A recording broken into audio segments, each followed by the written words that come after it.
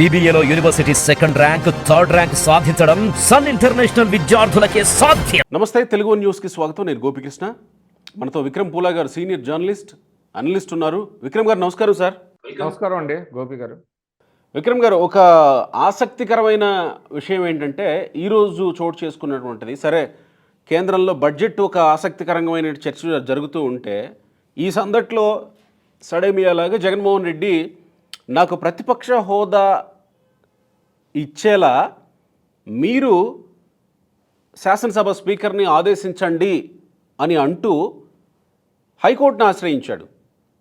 తర్వాత నేను స్పీకర్కి లేఖ రాసినా కానీ నాకు కేటాయించలేదు, మీరు ఆదేశించి నాకు ప్రతిపక్ష నేత హోదా ఇప్పించండి అని లేఖ రాశాడు.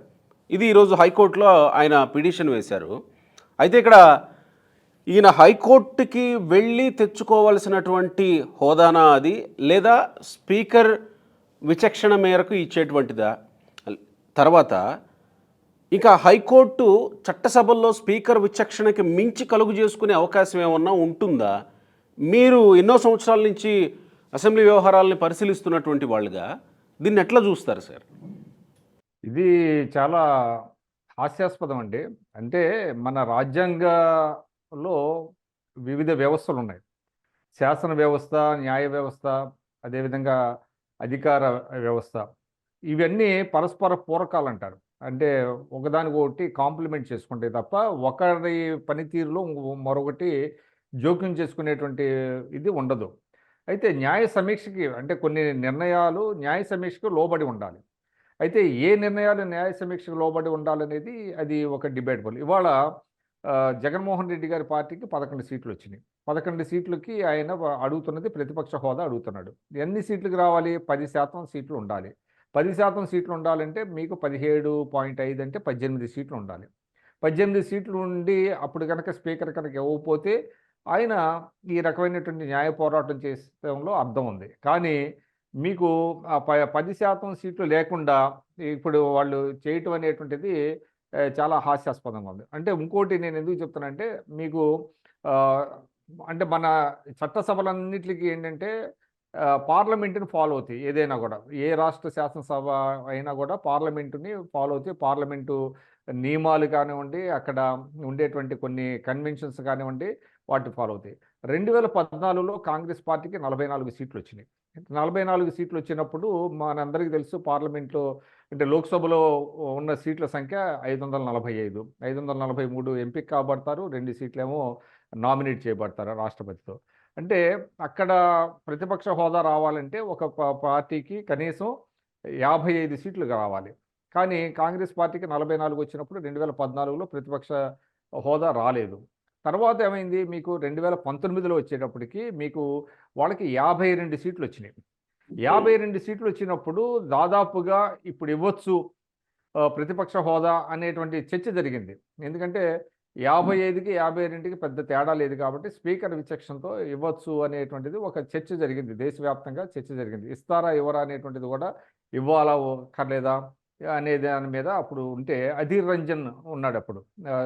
లోక్సభలో ఫ్లోర్ లీడర్గా కాంగ్రెస్ పార్టీ తరఫున అధీర్ రంజన్ ఎన్నుకుంటే స్పీకరు నిర్ద్వందంగా తిరస్కరించారు. ఎందుకంటే ఇవ్వలేదు, మీకు 10% సీట్లు లేవు కాబట్టి కాంగ్రెస్ పార్టీ నేతకి ప్రతిపక్ష హోదా మేము ఇవ్వము అనేటువంటిది చాలా చెప్పారు. అది ఒక మనకి ఆ ప్రెసిడెంట్ ఉన్నది. అది అప్పుడు అప్పుడు అప్పుడు కాంగ్రెస్ పార్టీ నుంచి ఎవరు కోర్టుకు వెళ్ళలేదుగా, న్యాయ పోరాటానికి ఎవరు వెళ్ళలేదు, ఎవరు వెళ్ళలా. అది చర్చ కూడా ఎక్కడంటే మీడియాలో జరిగింది. మీడియాలో జరిగిన చర్చ, మీకు ఆ మీడియాలో జరిగినటువంటి చర్చని మనం ఒకసారి మాట్లాడుకున్నాం. ద వైర్ అనేటువంటి పత్రికలో వచ్చినటువంటి కథన కరెక్ట్ అని ఆయన లెటర్ కూడా రాశాడు కదా, దాని మీద కదా చర్చ జరిగింది. అవును, ఉమ్మడి ఆంధ్రప్రదేశ్లో కూడా పి జనార్దన్ రెడ్డికి ఇచ్చారు అనే విషయాన్ని ప్రస్తావించారు. ఆయనకు కూడా ఇవ్వాల. అప్పుడు 23 సీట్లే, 26 సీట్లు వచ్చినాయి కాంగ్రెస్ పార్టీకి. అదే సిఎల్పి లీడర్ ఇచ్చారు, ప్రతిపక్ష హోదా ఇవ్వలేదు అని అన్నారు. 9 ఇచ్చుంటే కన్సిడర్ చేసేవారు. 29 30 వచ్చి ఉంటే కనీసం ఒకటి అటు ఇటుగా 294 ఉమ్మడి రాష్ట్రంలో ఉన్నాయి కాబట్టి 29 సీట్లు వచ్చినా కూడా ఇచ్చుండేవాళ్ళేమో. కాబట్టి అటువంటి కన్వెన్షన్ ఎక్కడ లేదండి. పార్లమెంటరీ కన్వెన్షన్స్ లేవు అక్కడ. 10% కంటే తక్కువ ఉన్న వాళ్ళకి ప్రతిపక్ష హోదా. ఇవాళ ఆయన హైకోర్టుకి వెళ్ళటం అనేటువంటిది చాలా ఇది నేను అనుకోవటం హైకోర్టు ఇటువంటి ఆర్గ్యుమెంట్స్ని ఎంటర్టైన్ చేయదు. అది స్పీకర్ డిస్క్రిషన్కి వదిలేస్తారు. అది అక్కడే తెలుసుకోమని చెప్తారు. ఇదేంటంటే నవ్వులు పాలవటం తప్ప ప్రజల్లో నాకు ప్రతిపక్ష నేత హోదా లేనిదే నేను వెళ్ళను, నాకు కావాలి అని ఆయన ఎందుకు పట్టుబడుతున్నాడో నాకు ఇప్పటికీ అర్థం అవట్ల. ఆశ్చర్యం ఏంటంటే మనం చూసాము. మీకేంటంటే బెంచ్ స్ట్రెంత్ కాదండి కావాల్సింది, సబ్జెక్ట్ స్ట్రెంత్ ఉండాలి. బెంచ్ స్ట్రెంత్ కోసం బెంచ్ స్ట్రెంత్ లేకపోయినా కూడా ఇండివిజువల్ స్ట్రెంత్ ద్వారా అద్భుతంగా ప్రజల సాధక బాధకాలను, ప్రజల సమస్యలను, ప్రజా సమస్యలను చట్టసభల్లో వినిపించిన వాళ్ళు ఎంతోమంది ఉన్నారు. ఇండిపెండెంట్‌గా ఉన్నటువంటి వాళ్ళు ఉన్నారు. మీకు తెలుసు 1878లో చెన్నారెడ్డి గారు ముఖ్యమంత్రిగా ఉంటే జయపాల్ రెడ్డి గారు, వెంకయ్య నాయుడు గారు ఇద్దరు అద్భుతంగా ప్రతిపక్ష నేతలుగా వాళ్ళిద్దరి పెర్ఫార్మెన్స్, ఒకరు బీజేపీ తరఫున, ఇంకొక ఆయన జనతా పార్టీ తరఫున ఉండేవాళ్ళు. వాళ్ళనప్పుడు ఆయన తిరుపతి వెంకట కవులు ఇద్దరు, ఒకళ్ళు తెలుగులో వాయిస్తున్నారు, ఇంకొకళ్ళు ఇంగ్లీష్లో వాయిస్తున్నారు నన్ను అని ఆయన చమత్కరించేవాడు, ఇబ్బంది పడేవాడు. అయినా కూడా ప్రోత్సహించేవాడని వెంకయ్య నాయుడు గారు పలు సందర్భాల్లో కూడా ఆయన ఉదాహరించారు. అంటే ఇక్కడ మీకు ప్రతిపక్ష నేత హోదా ఉంటేనే నేను హౌస్కి వెళ్తాను, అప్పుడే నేను పెర్ఫామ్ చేస్తాను, అప్పుడే ప్రజా సమస్యలను లేవనెత్తాను అనేటువంటి ఆర్గ్యుమెంటు ఇప్పటికే ఆయన చాలా అవమానకరమైనటువంటి ఓటమిని ఎదుర్కొని చాలా ప్రజల్లో పలుచునయ్యాడు ఆయన. ఎందుకంటే ఆయన చేసినటువంటి పనులు ఓటమి వల్ల ప్రజలు ఎవరు కూడా చిన్న చూపు చూడరు. అది గెలుపు ఓటములు ప్రజాస్వామ్యంలో సహజమే. కానీ ఆ ఓటమి చెందడానికి గల కారణాలు ఆయన చేసినటువంటి తప్పులు, వైఫల్యాలని ప్రజలందరికీ తెలుసు. ఇప్పటికే ఆ ఓటమి ఆయన బాగా కుంగదీస్తున్నట్టుగా ఉంది. ఇప్పటికైనా ఆయన దీనిని ఒక రైట్ స్పిరిట్లో తీసుకోవాలి తప్ప లేని హక్కుల కోసం పోరాడటం. ఇప్పుడు ఉన్న హక్కుల కోసం పోరాడితే పర్వాలా, లేని హక్కుల కోసం పోరాడటం ఏంటి? ఈ న్యాయ పోరాటానికి సమ్మతమైన అంశమేనా అసలు ఇది?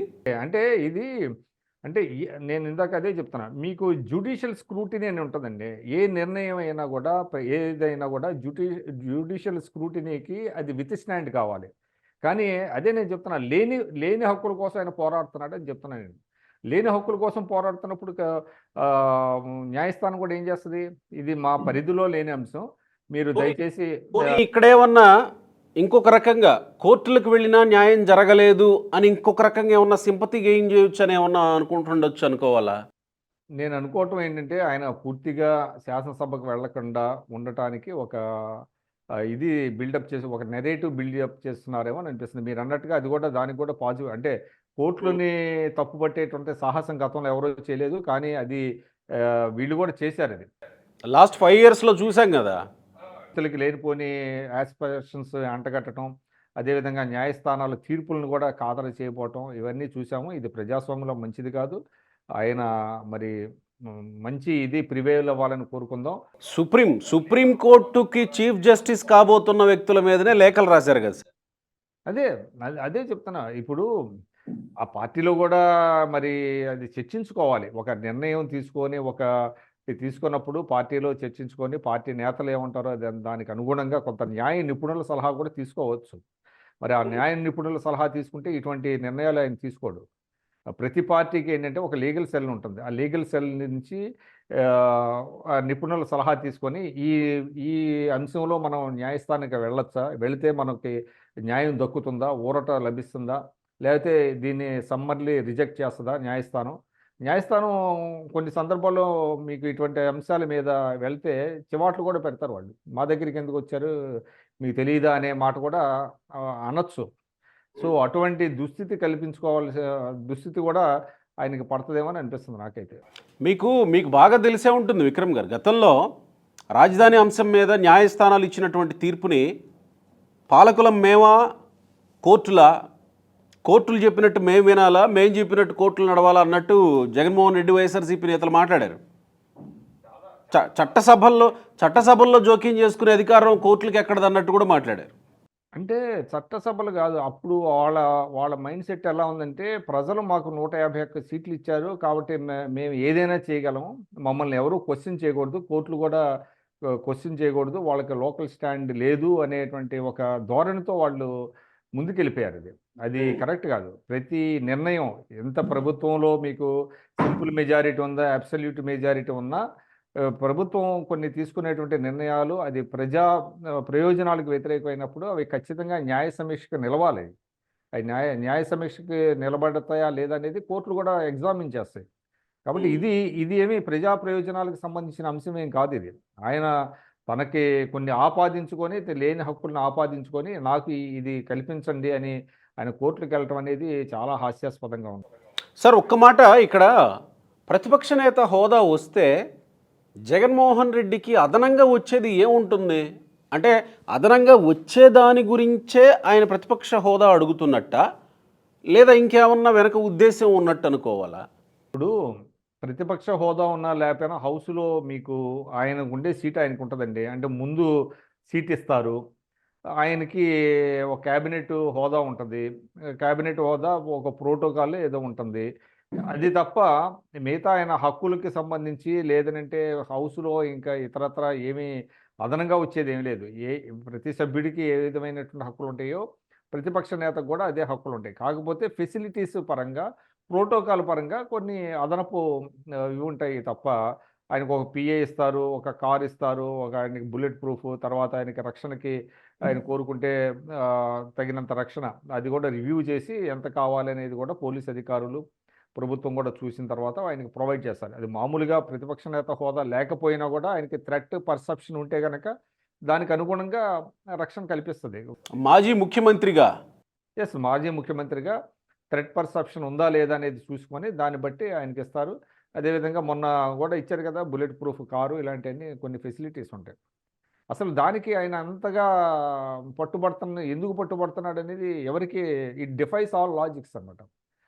మీరు రేపొద్దున ప్రజలను కూడా తప్పడతాడేమో, నాకు ఇన్ని సీట్లు ఇవ్వలేదు మీరే కారకులు అంటాడేమో అని అనిపిస్తుంది నాకైతే. అంటే లైటర్ వేన్లో చెప్తున్నాను.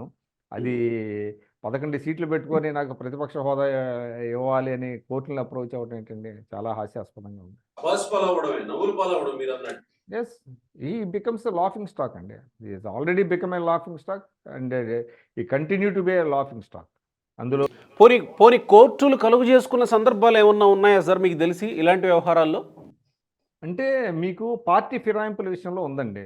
పార్టీ ఫిరాయింపుల విషయంలో స్పీకర్ని వాళ్ళు ఆదేశించవచ్చు. అంటే ఒక నిర్దిష్టమైనటువంటి తొందరగా ఒక నిర్ణయం తీసుకోండి అని కోర్టులు చెప్పిన సందర్భాలు ఉన్నాయి. అదేవిధంగా అనర్హత వేటు వేసిన సందర్భాలు కూడా ఉన్నాయి. అవి కొన్ని చాలా మీకు ల్యాండ్ మార్క్ జడ్జిమెంట్స్ ఉన్నాయి. అది చాలా అసాధారణమైనటువంటి పరిస్థితుల్లో కొన్ని జరిగినాయి అవి. అట్లా అని అన్ని చోట్ల అప్లికబుల్ కాదు అది. దీనికి దానికి సంబంధమే లేదు. కేవలం ఏంటంటే కోర్టులు జోక్యం ఎప్పుడు వస్తుందంటే మీకు ఇది ఉంటుంది కదా, క్రాస్ ఓవర్ అయినప్పుడు, పార్టీ ఫిరాయింపులు ఉన్నప్పుడు స్పీకర్ స్పందించినప్పుడు మనం చూసాము. ఆంధ్రప్రదేశ్ ఇప్పుడు జరుగుతున్నది, తెలంగాణలో స్పీకర్ స్పందించడం లేదు కాబట్టి అది దాని మీద వెళ్తున్నారు. అందువల్ల ఆ సందర్భాల్లో కోర్టులు జోక్యం చేసుకుంటాయి. ఇందులో కోర్టులు జోక్యం చేసుకుంటాయని నేనైతే అనుకున్నాను. హైకోర్టుకి it has no local stand. Right sir, thank you.